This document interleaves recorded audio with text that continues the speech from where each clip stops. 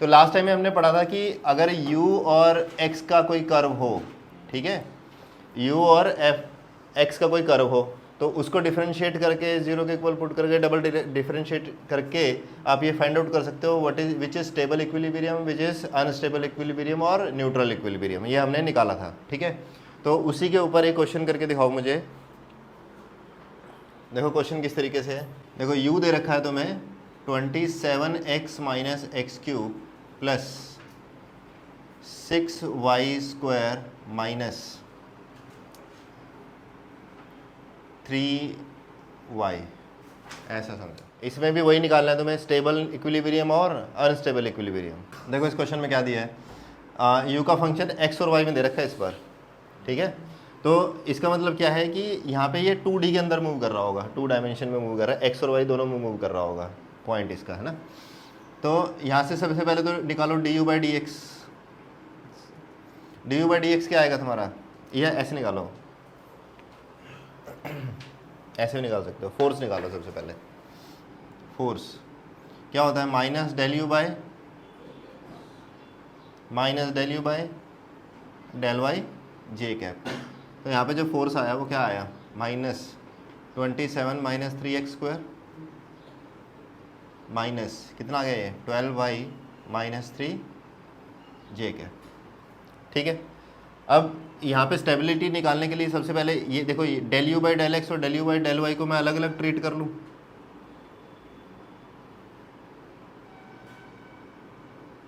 तो यहाँ से x कितना आ जाएगा,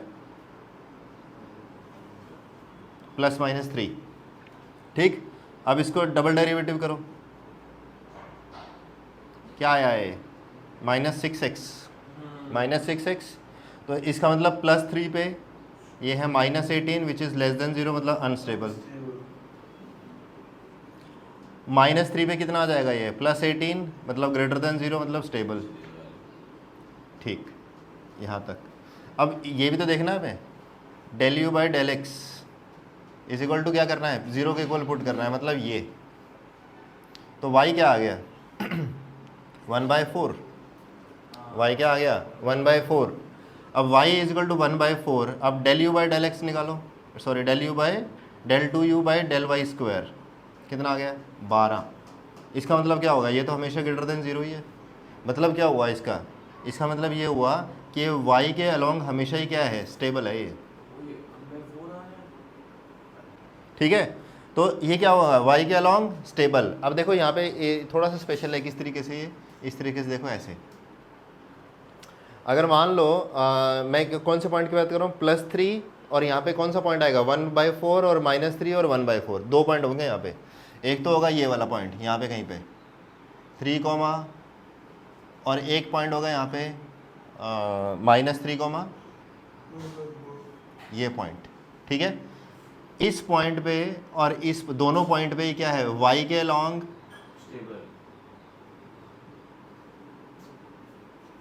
और x के अलोंग क्या है, ये ऐसा मैं क्यों बोल रहा हूँ, देखो इसको एक एग्जांपल समझो इस तरीके से। आगे जाके 12th में तुम्हें कुछ टॉपिक्स ऐसे, मतलब चार्ज वाले केसेस में ऐसे आएगा, जैसे मान लो एक +q चार्ज यहाँ पे रखा है, एक +q चार्ज तुमने यहाँ पे रख दिया, ठीक है, और यहाँ पे एक तुमने +q और रख दिया, मान लो ऐसे, ठीक है। देखो ये इसके ऊपर इधर फोर्स लगाएगा, ये इसके ऊपर इधर फोर्स लगाएगा, क्या दोनों इक्विलिब्रियम में आ जाएंगे, ठीक है, दोनों क्या हो जाएंगे इक्विलिब्रियम में। अगर मैं इसको हल्का सा इधर की तरफ शिफ्ट करूँ या डिस्टर्ब करूँ तो ये वापस से क्या होगा, अपनी पोजीशन पे आने की कोशिश करेगा, ठीक है। तो अगर मैं इसको बोलूँ कि ये अलोंग, अगर मान लो ये एक्स एक्सिस होती तो ये अलोंग एक्स एक्सिस कैसा है, स्टेबल है ये। लेकिन अगर मैं इसको इस तरफ मूव कर दूँ ऐसे वाई की तरफ, तो क्या होगा, देखो ये इसको इधर फोर्स लगा रहा होगा, ये इसको इधर फोर्स लगा रहा होगा, नेट लग रहा होगा इधर, क्या ये वापस कभी आएगा, आएगा ही नहीं, हल्का सा शिफ्ट करते ही ऊपर भाग जाएगा, ठीक है। तो ये y के अलोंग कैसा है, अनस्टेबल। तो इस पर्टिकुलर केस में ये जो फंक्शन है ये y के अलोंग तो स्टेबल है, लेकिन x के अलोंग क्या है, स्टेबल नहीं है, ठीक है। इसमें देखो थोड़ा सा और वेरिएशन भी ला सकता था मैं, कि किस तरीके से इसको देखो, ऐसे देखता मैं कि यहाँ पे ऐसे ले लो, इसको थोड़ा सा उल्टा कर देते हैं, यहाँ पे मान लो मैंने क्यूब कर दिया, ठीक है। इसी फंक्शन को दोबारा से करके देखना है, अब तुम्हारे पास 4 पॉइंट आएंगे। अब देखो इस क्वेश्चन में देखो थोड़ा सा स्लाइड चेंज है, बस यहाँ पे y वाले में चेंज आएगा ना, बस तो मैं y वाले में चेंज कर देता हूँ, x वाला तो यही रहेगा। तो ये कितना आ जाएगा 6 माइनस 3y स्क्वायर, ठीक है। तो यहाँ पे क्या कितना हो जाएगा, ये बस इनमें चेंजेस आएंगे। 6 माइनस 3y का स्क्वायर, इसका मतलब ये क्या आ गया, अब देखो यहाँ पे ये बन जाएगा माइनस का 6y, माइनस का 6y। अब माइनस का 6y देखो, सॉरी माइनस का 6y थोड़ी ना आया, हाँ ये आया, इसको 0 के इक्वल पुट करना था, तो प्लस माइनस √2, प्लस माइनस √2, ठीक है। तो जब इसमें प्लस √2 गया तो क्या बन गया माइनस 6√2, उस पर क्या होगा ये अनस्टेबल, और माइनस जब इसमें माइनस √2 जाएगा तो ये बन जाएगा प्लस का 6√2, ये क्या बन जाएगा स्टेबल, ठीक है। तो अब यहाँ पे 4 पॉइंट आएंगे, कौन कौन से, एक प्लस वाले के साथ और एक माइनस वाले के साथ, ठीक है। प्लस √2 मतलब ये रहा, माइनस √2 मतलब ये रहा, ठीक है। अब यहाँ से क्या हो गया, ओह सॉरी यहाँ पे ये √3, ठीक है। यहाँ पे कौन सा आएगा माइनस का 3 माइनस का √3, सॉरी √2 ये, ठीक है। और यहाँ पे कौन सा पॉइंट आएगा 3 माइनस √2, ठीक है। अब देखो पहला पॉइंट देखो यहाँ पे 3 के अलोंग x में भी अनस्टेबल और y में भी दोनों में अनस्टेबल है, दोनों में कैसा है अनस्टेबल। इस पॉइंट पे देखो, इस पॉइंट पे ये यहाँ पे x में स्टेबल है और y में अनस्टेबल, तो इस पॉइंट पे कैसा होगा x में अनस्टेबल और y में स्टेबल, और यहाँ पे दोनों में अनस्टेबल, यहाँ पे x में अनस्टेबल होगा और y में क्या सा होगा स्टेबल होगा, उल्टा बोल रहा हूँ क्या, हाँ x में अनस्टेबल और y में कैसा है स्टेबल। तो इस टाइप के क्वेश्चन कर लोगे, अगर थर्ड पॉइंट पे है तो कोई दिक्कत नहीं है, अगर z भी होता तो क्या हो जाता है एक और पॉइंट आता। तो हम अलग अलग स्टेबिलिटी देखते कि ये x में कैसा है, y में कैसा है और z में कैसा है, ठीक है। एक चीज़ समझ में आ गई। तो दिस इज अबाउट इक्विलिब्रियम। देखो क्वेश्चन देखो क्या कह रहा है कि तुम्हें दिया है कि f = kx और साथ में दे रहा है कि u of 0 is 0, तुम्हें बताना है u of x versus x का ग्राफ तुम्हें बताना है। अब देखो ऑप्शन किस तरीके से दे रखे हैं, ऑप्शन देखो, ऑप्शन कुछ इस तरीके से है, बताएं अगर ये दे रखा हो तो कौन सा ऑप्शन करेक्ट है। देखो इस क्वेश्चन में देखो कितना इजी क्वेश्चन है ये। क्या तुम्हें फोर्स पता है -du/dx, तो -du = f dx, क्या इसको इंटीग्रेट कर दो, क्या बन गया है माइनस का u = kx dx, मतलब क्या आ गया ये u = माइनस में हाफ kx²। पहली बात तो पैराबोला है, तो बी और सी का तो ऑप्शन ही खत्म, ठीक है, बी और सी का तो ऑप्शन ही खत्म। ये नेगेटिव है तो ये नीचे की तरफ बन गया पैराबोला, तो कौन सा है ऑप्शन ए। देखो सेकंड क्वेश्चन, देखो सेकंड क्वेश्चन में क्या है कि -kx² क्या है -kx² प्लस ax³, कुछ ऐसा ही है क्या, -kx है, अच्छा ओके। तो f कितना दे रखा है -kx प्लस ax³, ठीक है। यहाँ पे हमें निकालना क्या है, हमें निकालना है देखो इस तरीके से, फॉर x > 0 पे हमें ux का कर्व आइडेंटिफाई करना है, और ऑप्शन ये है तुम्हारे सामने, देखो इसमें सब जगह ये ux है,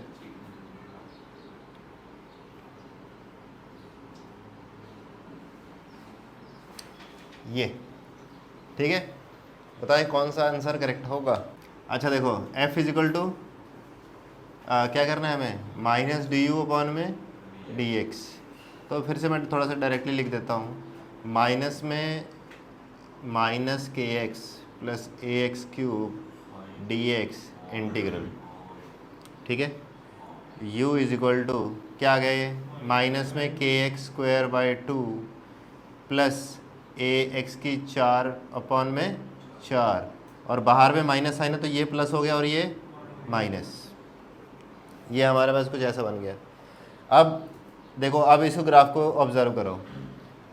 देखो यहाँ पे सबसे पहले देखते हैं x को 0 पुट करके देखो, क्या x को 0 पुट करने पे तुम्हें u0 मिल रहा है? u0 मिल रहा है। तो पहली बात तो ये ऑप्शन गलत हो गया, क्योंकि ये x 0 पे 0 नहीं है। तो तीनों की प्रोबेबिलिटी है, लेकिन c की प्रोबेबिलिटी ख़त्म हो गई यहाँ पे। ठीक है, अच्छा और देखो u को फिर से 0 पुट करके देखते हैं। देखो यहाँ पे देखो, अगर इसको थोड़ा सा ध्यान से देखो कि x स्क्वायर अगर मैं कॉमन ले लूँ इसमें से, तो ये बनेगा k/2 माइनस ax²/4, और इसको मैं 0 पुट करके देख रहा हूँ अभी जैसे ऐसे ही। ठीक है, तो एक तो x 0 पे 0 ही है ये। ठीक है, दूसरा ये क्या है, देखो ये बन जाएगा तुम्हारा ax²/4 is equal to k/2। ठीक है, इसका मतलब x की वैल्यू क्या आ गई, 2k/a। 2k/a, इसका मतलब ये है कि ये 2k/a पे फिर से 0 है। अबे x को 2k/a पुट कर, ये 0 बनेगा, क्योंकि ये और ये फैक्टर दोनों क्या हो जाएंगे, बराबर। अगर ये 0 बनेगा तो इसका मतलब ये ऑप्शन ख़त्म, क्योंकि ये दोबारा से कभी 0 नहीं बन रहा। अब प्रोबेबिलिटी किसकी आ गई, इसकी और इसकी। ठीक है, मतलब ये दोनों ही जो है x भी 0 है और y यहाँ पे भी x पे 0 पे 0, और एक पॉइंट और है जहाँ पे ये दोबारा से 0 बनता है। ठीक, अब उन दोनों में से कैसे सिलेक्शन की जाए, अब इसको थोड़ा सा ध्यान से देखो। जैसे जैसे x बढ़ेगा वैसे वैसे ये फैक्टर कैसा होने लगेगा, नेगेटिव, क्योंकि ये तो हमेशा पॉजिटिव ही है।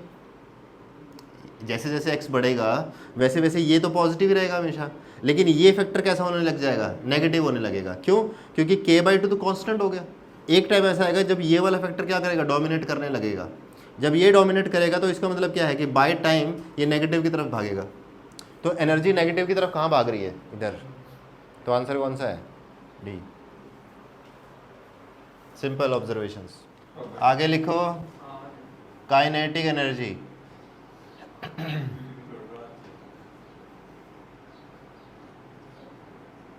काइनेटिक एनर्जी, सभी को पता काइनेटिक एनर्जी क्या होती है। व्हाट इज काइनेटिक एनर्जी, जो किसी बॉडी के अंदर उसके मोशन की वजह से आती है। ठीक है, अगर मान लो कोई बॉडी किसी वेलोसिटी से चल रही है तो उसके अंदर क्या है, एक एनर्जी है, और वो एनर्जी जो पोजेस करती है उसको हम क्या बोलते हैं, काइनेटिक एनर्जी। इसको समझना बहुत आसान है। मान लो एक कोई ऑब्जेक्ट है जिसका मास m है, उसके ऊपर एक कांस्टेंट फोर्स लगा दिया F। ठीक है, और इसके अंदर इस F ने इस मास m की बॉडी के ऊपर क्या किया, फोर्स लगाया, और उससे क्या हुआ, इसके अंदर एक वेलोसिटी है और एक एक्सेलरेशन a भी आ गया। ठीक है, वेलोसिटी और एक्सेलरेशन दोनों आ गए। ठीक है, तो क्या हम इसमें काइनेटिक एनर्जी का फॉर्मूला ड्रॉ कर सकते हैं। देखो, क्या ये एनर्जी है, तो मतलब ये है तो वर्क ही एक सॉर्ट ऑफ। ठीक है, जो फोर्स ने इसके ऊपर काम किया वो कैसे स्टोर हो गया उसके अंदर, काइनेटिक एनर्जी के फॉर्म में। तो क्या हमें पता है, फोर्स इज इक्वल टू या work is equal to force into में डिस्प्लेसमेंट। क्योंकि कांस्टेंट फोर्स है तो हम यहाँ पे मान के चल रहे हैं कि s और जो f है वो दोनों एक ही डायरेक्शन में, तो cos 0 इज 1, तो हमने वो ले लिया। Work done is equal to K f is equal f into S. F क्या है यहाँ पे, m इंटू ए। फोर्स क्या लिख दूँ मैं, मास इंटू में एक्सेलरेशन, और s कहाँ से आएगा, s आएगा यहाँ से 2as is equal to v square minus u square. मान लिया इसकी इनिशियल वेलोसिटी क्या थी, 0, तो यहाँ से s कितना आ गया, वी स्क्वायर बाय 2a। इसकी वैल्यू, दोनों की वैल्यू को यहाँ पुट कर दो, तो m इंटू में a इंटू में वी स्क्वायर अपॉन में 2a, वी स्क्वायर अपॉन में 2a, a से a कट गया, ये क्या आ गया, mv²/2। और ये जो वर्क डन हुआ, इस वर्क डन को ही कैसे स्टोर कर लिया इसने, काइनेटिक एनर्जी की फॉर्म में। तो काइनेटिक एनर्जी का फॉर्मूला क्या हुआ, half mv², half mv²। Simple, जल्द फटाफट लिखो। अब देखो इसके ऊपर इंपॉर्टेंट चीज़ है। सबसे पहला पॉइंट देखिए, क्या m कभी नेगेटिव हो सकता है, नहीं। वेलोसिटी अगर नेगेटिव हो भी जाए तो क्या वो स्क्वायर में है, तो हमेशा पॉजिटिव। तो काइनेटिक एनर्जी हमेशा कैसी होती है, पॉजिटिव। काइनेटिक एनर्जी हमेशा कैसी होती है, पॉजिटिव। लिखें फटाफट। क्या पोटेंशियल एनर्जी नेगेटिव हो सकती है क्या, पोटेंशियल एनर्जी नेगेटिव हो सकती है। किस केस में पोटेंशियल एनर्जी नेगेटिव नहीं होती थी, कि इलास्टिक पोटेंशियल एनर्जी कभी भी नेगेटिव नहीं होती। और बाकी दोनों क्या होती हैं, दोनों कौन कौन सी, ग्रेविटेशनल पोटेंशियल और इलेक्ट्रोस्टैटिक पोटेंशियल, ये दोनों नेगेटिव हो सकती है। ठीक है, हाँ, तो ये कभी भी नेगेटिव नहीं होता। क्या kinetic energy depend on frame, kinetic energy depend on frame, yes, kinetic energy depend on frame. जैसे कि फॉर एग्जांपल गाड़ी में बैठे हुए दो आदमी एक दूसरे के रिस्पेक्ट में कैसे हैं, काइनेटिक एनर्जी उनके अंदर, क्योंकि वो वेलोसिटी के ऊपर डिपेंड करता है। और वैसे भी अगर समझना है तो किसी को, अगर दो आदमी एक कार में जा रहे हैं तो आपस में कैसे हैं वो, रेस्ट पे, तो उसके अंदर काइनेटिक एनर्जी रिस्पेक्टिवली नहीं है, लेकिन बाहर वाले के लिए है। तो kinetic energy depend on frame. Next लिखो वर्क एनर्जी थ्योरम, आगे लिखो वर्क एनर्जी थ्योरम। देखो ये क्या कहता है, बेसिक डेफिनेशन इसकी बहुत आसान सी है। ये कहना ये चाहता है कि वर्क एनर्जी थ्योरम के अकॉर्डिंग किसी भी बॉडी के ऊपर लगने वाला फोर्स जो भी वर्क करते हैं, मतलब कोई भी external force, internal force, pseudo force, ये फोर्स वो फोर्स, जो भी फोर्स लग रहा है, ठीक है, जो वो फोर्सेस लग रहे हैं उसके ऊपर, जो नेट उनका निकल के आया, ठीक है, जो भी एफ नेट आया वो हमेशा क्या करता है, उसकी काइनेटिक एनर्जी को क्या करता है, बढ़ाता है, ठीक है, क्योंकि काइनेटिक एनर्जी कैसी है, पॉजिटिव इन नेचर। तो हमें वर्क एनर्जी थ्योरम क्या बोलती है कि work done by external forces plus work done by internal forces plus work done by pseudo forces plus work done by non conservative forces plus work done by conservative forces is all equal to K final minus K initial, K final minus K initial. तो जितने भी तरह के work done हो सकते हैं किसी के ऊपर वो कैसे होते हैं, के final minus K initial type, ठीक है। इसको देखो समझना बहुत आसान है। अगर मान लो ये सारे मिला के मैं बोल दूं कि ये डब्ल्यू नेट है, कि सारे मिला के मैं क्या बोल दूं, ये डब्ल्यू नेट है। अगर ये डब्ल्यू नेट है तो ये कहीं किसी एफ नेट से निकल के आया होगा। भाई किसी बॉडी के ऊपर नेट फोर्स लग रहा है, और वो नेट फोर्स कैसा हो सकता है, भाई एक जैसे एक बॉडी है, मान लो ये है, मान बहुत सिंपल केस, ठीक है, मैं इसके ऊपर फोर्स लगा रहा हूँ, ठीक है, और ये फ्रिक्शन वाला सरफेस है, इसके ऊपर एक फ्रिक्शनल फोर्स पीछे लग रहा है, तो नेट फोर्स कितना लगा है, एफ माइनस फ्रिक्शनल फोर्स। लेकिन ओवरऑल इसके ऊपर क्या लग रहा है, एफ नेट, क्या लग रहा है इसके ऊपर, एफ नेट। तो वो F net is equal to जो भी उस बॉडी का मास होगा, मास इंटू में क्या होगा, एक्सेलरेशन। इस एक्सेलरेशन को देखो क्या लिख सकते हैं, इस एक्सेलरेशन को लिख सकते हैं v d v by d x या डी एस, जो मर्जी लिख लो, ठीक है, चलो ऐसे लिख लेते हैं, ठीक। इस एस को इधर ले आओ, F net d s is equal to m v d v. अगर मैं इसको इंटीग्रेट कर दूं, ठीक है, तो ये क्या है, एफ इंटू में डिस्प्लेसमेंट क्या होता है, वर्क डन, तो ये क्या लिखा गया, वर्क डन नेट। और ये क्या हो गया, देखो ये मान लो वी इनिशियल से कहाँ पे पहुंचा, वी फाइनल पे, तो ये क्या बन जाएगा, हाफ एम वी फाइनल का square minus half m v initial का स्क्वायर। और ये क्या है, kinetic final minus kinetic initial.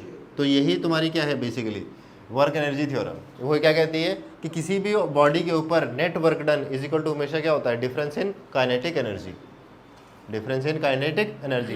यहाँ पे अगर इसको ऑब्जर्व करो, यहाँ पे हमने लिखा है work done by conservative force, ठीक है। Work done by conservative force क्या होता है, work done by conservative force क्या होता है, you initial minus you final, you initial minus you final.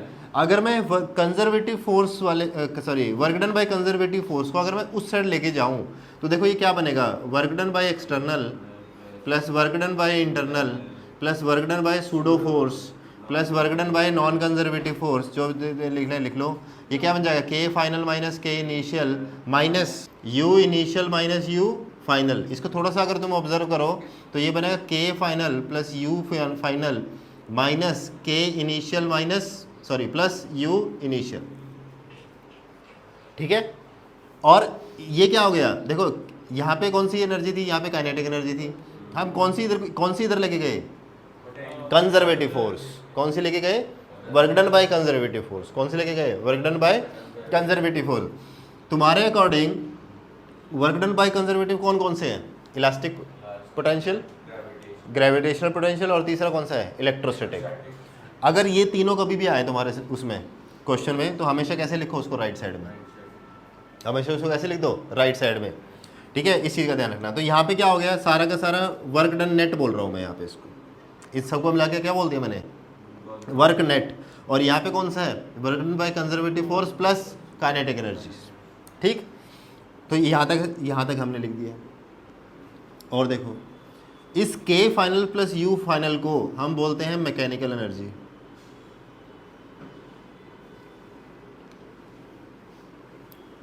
System की मैकेनिकल एनर्जी ऐसे बोल दो, ठीक है। और इसको बोला जाता है ई एफ। इसी तरीके से ये क्या होगा, ई माइनस। तो वर्कनेट क्या आया तुम्हारा, वर्कनेट आया E final minus E initial. ध्यान रहे इस वर्कनेट के अंदर हमने work done by conservative force नहीं ले रखा, क्योंकि work done by conservative force किस तरफ है हमारा, राइट हैंड साइड। इस चीज़ का ध्यान रखना, ठीक। और देखो अब मैं ये बोल रहा हूँ एक स्टेटमेंट, देखो मैं ये कह रहा हूँ कि अगर किसी सिस्टम के ऊपर सिर्फ और सिर्फ कंजर्वेटिव फोर्सेस काम कर रही हो, ठीक है, if only conservative forces acting on the system,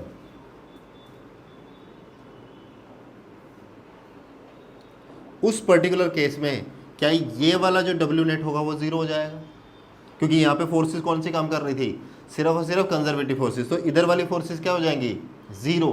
क्या हो जाएंगी, ज़ीरो। तो ऐसा अगर है तो हमने बोल दिया कि डब्ल्यू नेट जो बाकी के बचे हुए फोर्सेस हैं उससे होने वाला वर्क डन जो है वो क्या है, ज़ीरो। तो इससे हमें समझ में आया E final minus E initial is equal to zero. तो E final is equal to E initial, E final is equal to E initial, ठीक है।